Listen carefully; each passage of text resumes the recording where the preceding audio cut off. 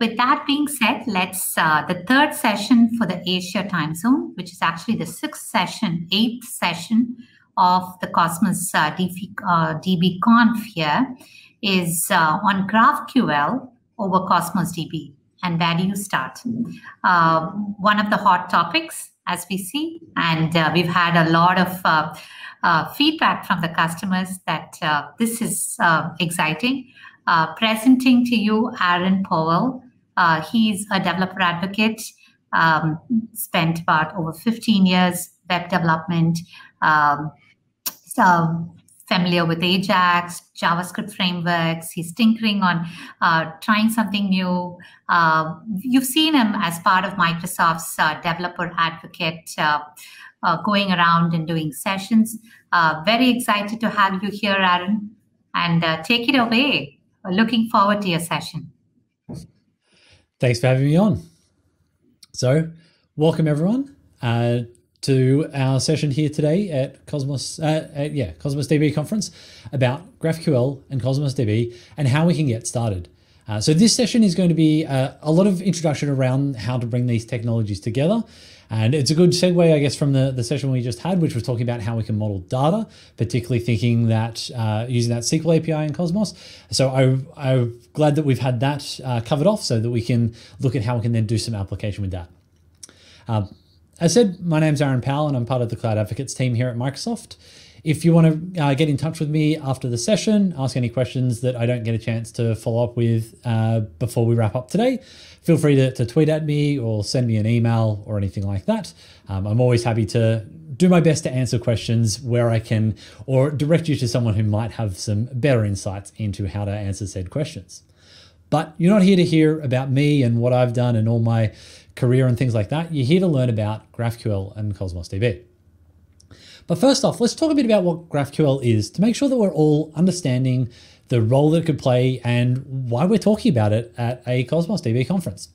So GraphQL is a query language designed for doing APIs, whether they're web APIs, so a web application talking to a server, mobile, console applications, or anything in between.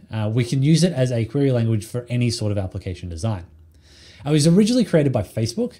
Facebook created it to solve a problem that they had around how the client was requesting data in the Facebook newsfeed. So if you think about the way the Facebook newsfeed works, it has a lot of information that's appearing there, and it changes the way that that works depending on the context that you're looking at. So with traditional API designs, whether it's REST or custom-made APIs for a particular service endpoint, you end up having to put a lot of the responsibility of the API design into the server, and the client is just kind of left to consume the way the API works. GraphQL, on the other hand, flips that so that your control is then inside of the client that's requesting.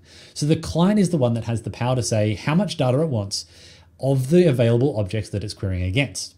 So this makes it a lot more appealing for certain scenarios in which you're going to be building applications. Now, it might not be right for every application, but there's definitely scenarios where it can work well for. Another thing that GraphQL brings in that is quite interesting and is different to a lot of other API design models is the idea of real-time through its subscription notion. So in GraphQL, if you wanted to do something in a real time over like WebSockets, for example, you can use the subscriptions feature of the GraphQL language design that allows you to then connect to something that is happening on your GraphQL server and be notified without having to do something like long polling or any other HTTP approaches to doing kind of real-time approaches over HTTP. It's designed to work with WebSockets. So this can be definite advantages in some scenarios, again, particularly if you're working with an application that has that notion of needing to get real-time feedback from the server that it's working with. So for the application that we're going to build out today, or that we're going to have a look at in a little bit, I'm thinking about this idea of a trivia application. So like many of you, I've been stuck at home and my primary form of social engagement has been over video conferencing platforms, and I've been playing trivia games with my friends. So I decided, well, let's see if I can actually build one or at least model that out. So we have our game object here, and it's going to have things like an ID, the state of the game, like are we currently playing the game, or are we waiting for people to join? Has the game completed? How the players connected to the game, questions and answers, all that sort of stuff. We then have some relationships to other data models that we've got within inside of our Cosmos store. So we have our player, which has got a many-to-many relationship back to our quiz, because one player can play multiple games and one game could have multiple players. And we might want to be able to go back from a player to a game or from a game to a player. We then have questions. Again, they've got some more information on it. And so we can start seeing how this data model is starting to come together. From a GraphQL standpoint, we would then interrogate this by defining a GraphQL schema that says that we're going to have a couple of ways that you can enter our data model. You can request a single game by its ID, and that'll give you back the game object. You can request all the games, and that will give you back an array of all game objects that exist. This might be maybe more of an admin feature, not just everyone can grab access to every bit of data in the system. And then finally, we can get back all the answers that a player has given for a particular game. To then query against GraphQL, we will write up a query such as I've got here on the bottom of the slides, where we go to, we're querying against the game, providing with an ID. But as we saw on the slides before, game had things like state, players, questions, and answers. But in this case, maybe I only want to show who's currently playing the game, or the current players that have joined the game, as we haven't actually entered the game and started off asking questions. So in this case, I'm only asking for the game, its ID, and then the name of all the joined players. So this is where GraphQL is different to approaches such as REST. I no longer am getting back all of this other details that I don't need at this point in time. I'm just getting back what I need right now. So how are we going to start building out this application to work, or this server implementation with GraphQL? Well, we're going to have three primary layers. We're going to have somewhere to store data, some infrastructure to run it on, and then a server that implements the GraphQL spec. So for storage, you're probably not surprised for me to say that we're going to be using CosmosDB. Kind of makes sense. We're at the CosmosDB conference, so we probably should use Cosmos there. We could use it with its its Mongo API. We could use it with the SQL API. We could use it with any of the other communication formats. I'm going to use SQL in the demo that we get to a little bit, but that's kind of immaterial to how you would be communicating. You communicate with it the way that is going to be best working for the sorts of queries that you need to build from your schema that you've got in GraphQL. Now, Cosmos actually works really well, in my opinion, for working with GraphQL because it has a schemaless notion. So while it does have some pseudo relationship approaches by the way that we can model our data and the way that we can work with it, particularly if you're working with the SQL API, it is still a schemaless database. And while GraphQL is a strongly typed schema, it is really much designed around being used in a schemaless fashion to talk to our databases. So I think they're a great fit to work together. So that's CosmosDB sorted, but what about the infrastructure we're going to run our server on? I tend to go down the route of using Azure Functions. I like it because I like the scalability I can get out of Azure Functions. It means I don't have to worry about infrastructure in any way, shape, or form. And I tend to either be writing in .NET or JavaScript, so it fits again quite nicely with that because I can run both of those options there. And especially if I'm going down the .NET route and building a GraphQL endpoint, I don't even have to worry about establishing connections to CosmosDB. I can have that entirely managed by the Azure Functions runtime and get that document client back and get access to the SDK. So I don't even have to think about connection pooling and connection management inside of my GraphQL server. But there is one drawback if we're going down the Azure Functions route, and is that I can't do real time with subscriptions. Azure Functions only allows me to do HTTP triggers inside of my GraphQL server. So in that case, I'm probably going to want to go down the route of Azure App Service. Azure App Service is a way that I can run anything in a platform as a service model or a PaaS model. So whether it's a .NET application, Node application, Python, PHP, Java, etc., I can run those quite easily with inside of App Service. And because I'm running then much closer to the web server itself and managing scale out and things like that, I have more visibility over the kinds of resources I've got deployed, and that I can even do things like WebSockets. So I can have that real-time subscription notion. And these are two options that I would look at first before going down the route of like rolling my own virtual machine or going into a containers approach, because I think both of them can be used really effectively for building a GraphQL endpoint and then communicating through to our downstream services. So we've got Azure, CosmosDB working with app service or functions. What about the serverless implementation? So GraphQL is just a spec that you have to implement in some form of a server. In this case, I have two server models that I tend to go with. The first is Apollo. Apollo is an open source project written by a company called Apollo, unsurprisingly, and it's an implementation of a GraphQL server in JavaScript. It's actually written in TypeScript, but that means that we're running in JavaScript anyway. I like it because it's got bindings into Azure Functions, so I can easily deploy an Apollo server into Azure Functions without having to worry about how do I do the bindings with the HTTP trigger, how do I do a response appropriately, so on and so forth. But if I did need to do subscriptions or I wanted to deploy that as a Node server, it's also got bindings with Express, Core, and other popular Node.js web server frameworks. If I'm going down the route of .NET, I would go with Hot Chocolate from Chili Cream. Bizarre name, so it can be a little bit confusing to realize that this is actually a GraphQL server, but Hot Chocolate is going to be really approachable for someone that is very familiar with the .NET and particularly a C# programmatic model. Instead of going down the schema first and designing a schema file, where we'll see in a moment that you often see, particularly in JavaScript applications, it uses a type safe and a type first approach, similarly to the way that you would do with like Entity Framework, if you're working with Entity Framework over a database as the storage model. So if that's the kind of programmatic model that you're used to with building data-centered applications, then Hot Chocolate is probably a good approach for you in that regards. Right, so we've got Apollo or Hot Chocolate. That's going to be our server implementation that we're going to run. We're going to put this into either an app service or an Azure function, and we're going to connect this through to CosmosDB. So let's now jump over, it's probably enough slides for the time being, and actually see how we can go about building one of these servers out. I have a pretty good application here that we're going to go through a number of different steps because, well, for the sake of time, I don't want to spend it all in just trying to build out one single part of the application. But what we've got is an Azure function that is going to then be turned into a GraphQL endpoint. So I've got the starting of this already. If we open up my package.json file here, we'll see that I have the Apollo server Azure Functions node module installed so that I can build this as a GraphQL server running Apollo and deploy to Azure Functions. Inside of index.ts, so this is the entry point for my Azure Functions, I'm importing the Apollo server and a couple of other tools so I can load my schema file. And then I'm also bringing in some resolvers, which are the things that are going to handle the queries that happen. And then this is being turned into an Apollo server, which is then served out by my Azure function.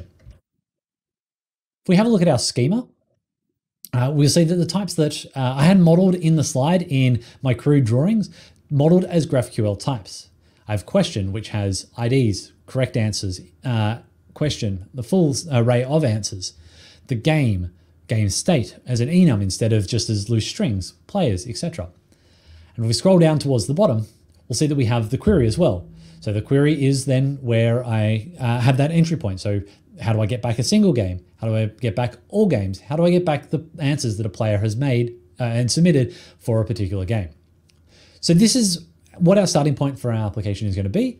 And next, let's have a look at how we can go about building those the resolvers to start talking with CosmosDB. So I will move forward in time by going to a different set of Git commits. And inside of this, I've started modeling out my data model inside of my application. So I have this new folder inside of my Azure function called data/cosmos. The reason I've got it Cosmos and in memory is because this application has the ability to be run just as an entirely in-memory data structure or as a CosmosDB one. Obviously, we're interested in the Cosmos stuff today. But I've modeled out some types that I would then use with Cosmos. So I have this base model type, which is containing an ID and what type of model are we storing. So this is then going to be my partition key in the Cosmos containers that I'm working with. I then have a question model, which has those fields that are coming back from my Cosmos database. So question, category, incorrect answers, correct answers, etc. These don't map exactly to what my schema says. My schema is just, it doesn't have the concept of incorrect answers and correct answers. It just has the concept of answers because the user shouldn't see that kind of domain modeling. We want that kind of rolled up for them.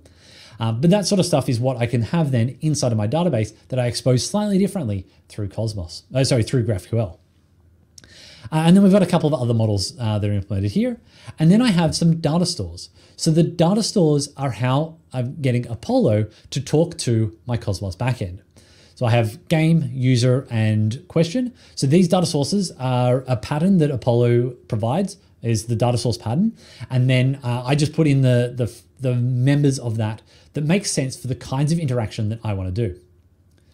We'll jump into the resolvers.ts file next, because this is where we're going to start building out the resolvers that will be talking to those data sources and then getting the data out of our CosmosDB backend.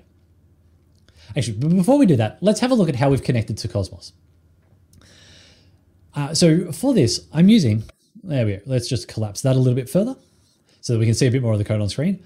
I'm using the Cosmos SDK from Microsoft. So I get back a Cosmos client and then establishing a connection using the connection string that's been passed in, and then creating these new Cosmos user data source, question data source, and game data source.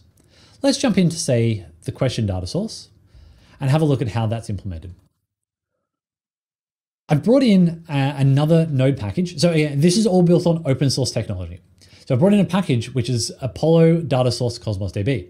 This is written by another person at Microsoft that is a wrapper around the Apollo's approach to doing data access that then talks directly through to CosmosDB. So it provides me with a bunch of APIs such as query by many, which can take a SQL spec query or a string. It understands parameters that can be passed in. I also have other methods on this for doing updates, creates, getting single items, and so on and so forth. But the reason that I'm using this is not just because it gives me some convenient wrappers around the Cosmos SDK, but because it's got built-in caching. So this works with a caching model that is provided by Apollo so that I can pass in a TTL, or a time to live, when I'm doing a query so that I'm caching the data that's happening in there and not having to worry about how long that's been available for or when I'm going to have to get that back. I get caching kind of built in nicely, and I can control the cache level I want on the different queries that I'm performing inside of my Apollo, inside of my data source that my GraphQL application is using. And let's jump over to the final implementation of the application, and we'll bring up that resolvers.ts file that I was talking about. This is, well, it's not doing anything particularly exciting because all it's doing is it's talking to those data sources. So as far as GraphQL is concerned, it's just talking to something that's managing our Cosmos access. And that's really what we get out of by having this level of abstraction through data sources in Apollo. We get this nice simple API. So when a user has requested a single game, I've just said, well, here's a method that will tell you, will get you a game. This is returning a promise of the game model, which is then mapped through into our GraphQL result. I've got this already up and running inside of my browser. So this is the GraphQL playground. So I just launched this from my VS Code instance, and the GraphQL playground is up and running. I've got a query here that allows me to get back all of the games in the application. All the games in my my Cosmos backend. So let's kick that off, and we'll notice that I'm pulling back the ID and the state. But I could also be saying, well, I also want players, and then from players I want name, so on and so forth. So GraphQL allows me to build that out, and because the way that we've designed our underlying data model is a schemaless notion inside of CosmosDB, I should be able to map that pretty well. But you don't want to map your queries one-to-one between what someone could do in the browser and what someone could do, the actual SQL query that you're going to perform. So that's something that we need to think about a little bit differently in the way that we're working. But we'll execute this query, and we'll come back over because I've popped in a breakpoint here, and we'll see that we've ended up here, broken on the resolver for games, which is the query operation that we've just performed in the browser. And then this will come through to get games inside of my game data source, which is then going to perform a Cosmos query, which is against my partition key. So this is just getting everything back. We'll just hit F5, run that through to completion. And there we go. We've got back all of our data. I can perform a write operation. So in this case, it's called a mutation in GraphQL, which is going to create a game. And if we hit execute on that, that's going to add a new game, grab its ID, and then we could create a new query. If we go query, and we say game ID of this, BIHN, yep. And then we'll get back the state.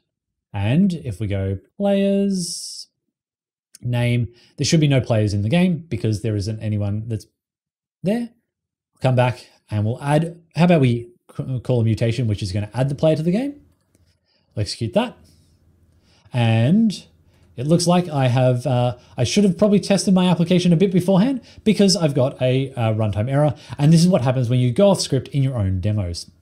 Lesson be learned, stick to your own script. We'll move on from the error. Trust me, it does actually work. And I'm sure if I spent a few more minutes reading the error message, I'd have a better idea of what actually went wrong. But I was just going to finalize by showing how we can do that, that create and add user to the game.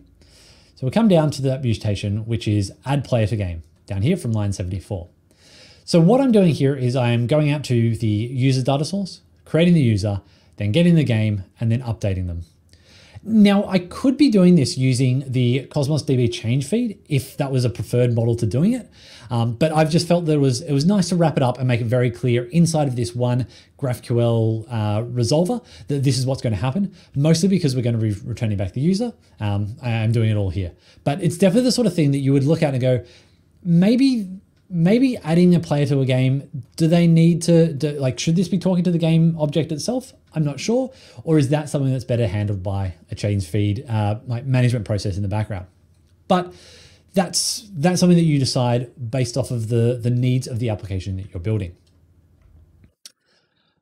We're just about out of time today, so we'll just quickly wrap up by just a quick recap of what we've done and what we've talked about today. We've had a look at how we can build a GraphQL server using Apollo, or if you wanted to go down the .NET route, you could check out something like Hot Chocolate. We could deploy this into an app service or an Azure Functions. In this case, this was one running on top of Azure Functions. And obviously we're storing our data in CosmosDB because it wouldn't make sense to be at a CosmosDB conference and not be showing you CosmosDB as the storage engine. I'd probably be doing a disservice if I was looking just straight at SQL Server or something like that. If you want to check out some of the projects that I talked about today, Apollo GraphQL and Hot Chocolate, their links are on the screen, or I've provided QR codes if you want to scan those as an easy way to get access to them, because I know that you can't reach out and click the links in my slide deck here.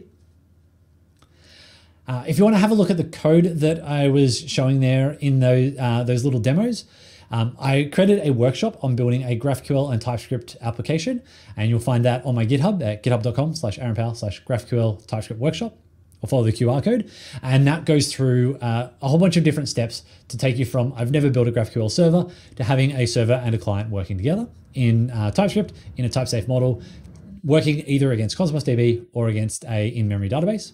And I've also done a blog series on how to get started with GraphQL on Azure that looks at how we can deploy .NET or JavaScript GraphQL servers, how we can connect them up with CosmosDB, and how we can do some real-time work with subscriptions. But as I said, we're coming to the end of the time that I had today. I hope that's been interesting. I hope you've learned a few things about how easy it is to get started with GraphQL on CosmosDB and have that running with inside of Azure. As I said, if you got any questions that I don't get a chance to answer today, do reach out on social media or via email, and I'm happy to do my best to answer them. But again, thanks for having me, and hope you enjoy the rest of the conference.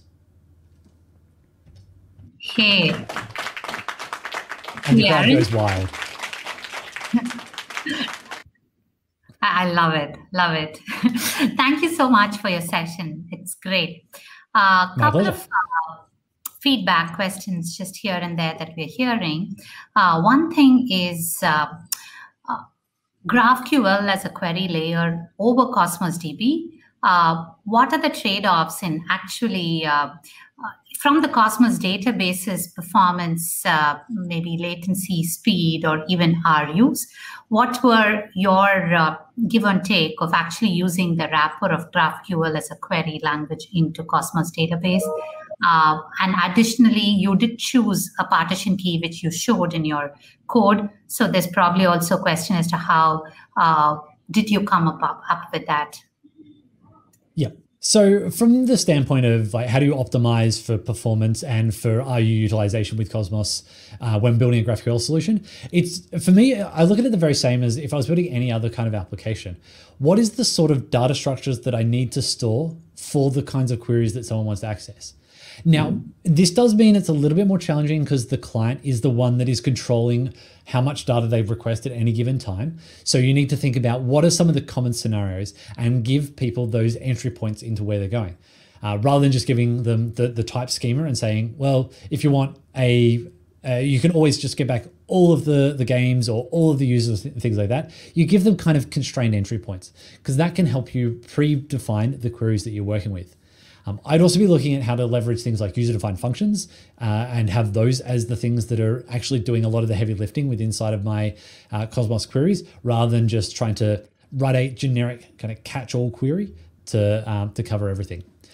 I'd also look at how we can do data denormalization so that we can have a data object that stores as much of the data as possible inside of itself. So where I had the game object inside of my CosmosDB, it also then embeds the user and the questions and their answers, rather than having them in separate entities inside of a collection, because that means that I can query for one top level object and then select out the fields that I need with inside of it, rather than having to query across multiple different objects. Then in terms of partition key usage and how do I work out what would be the partition key, I'll commonly have all the top level objects will have some sort of a field that indicates its type, for lack of a better descriptor. So in this demo application that I have, it's called model type, but it would be whatever it is to indicate that this item you're requesting is a game versus a user versus a question, and use that as the initial refinement of the query based off of partition key, so that we know that we're starting with a game and then we're selecting the subfields off of that. Now, I didn't do optimization so that if you are only wanting just the name of a player, we only select that one out. We would select all the fields that are on a player, but that's mostly because I didn't want to go to the depth of how do you dynamically create Cosmos queries that have field selection based off of the input that someone has provided. The other one that came up is indexing. How does that work with GraphQL versus, do you need to have some sort of index optimization at the GraphQL layer, or are you leaning back to CosmosDB for doing the heavy lifting? No, I would definitely be leaning on CosmosDB to do the heavy lifting from an indexing standpoint. So if I know that there are like the children objects that I would be likely wanting to query across, or that I've got other fields that are on my top level models that I would like to query across, and that are places of initial refinement beyond the partition key, I would definitely index for those. It does mean that you, with GraphQL, because the client is the one that's in control, you do have a little bit less insights into how someone wants to use your GraphQL endpoints and what that means for the kinds of queries you have to predefine. So you want to have some sort of an analysis system that's monitoring those queries, looking at what someone's doing and trying to identify where you have hotspots in your RU usage, and then do you need to index on them? Do you need to redefine the query that it's got? Do you need to break them out into separate partition keys? Things like that. So rather than optimizing first, because it's really hard to optimize for the way someone consumes GraphQL, I definitely wait till I start seeing some insights from the way queries are being used. Sounds good. Thank you. The last one quickly was on in-memory, where you had stored things in memory. How does GraphQL relate to scale out as opposed to in-memory for your apps? So if you're going to store data in memory, it's going to scale out just as well as any other system that's storing in memory. The more memory you throw at the machine, the bigger it's going to get. The in-memory example that I've got there is just so that you can run the demo application entirely offline. I wouldn't be deploying a production application in memory. I'd be using, the only time I'd be using in memory is for some level of cache, unless I was able to go to like a Redis or something like that as a cache model. Thank you. Thank you very much for your session. We are on time, so it's now time for the next one. So thank you, Aaron. Thanks for having me.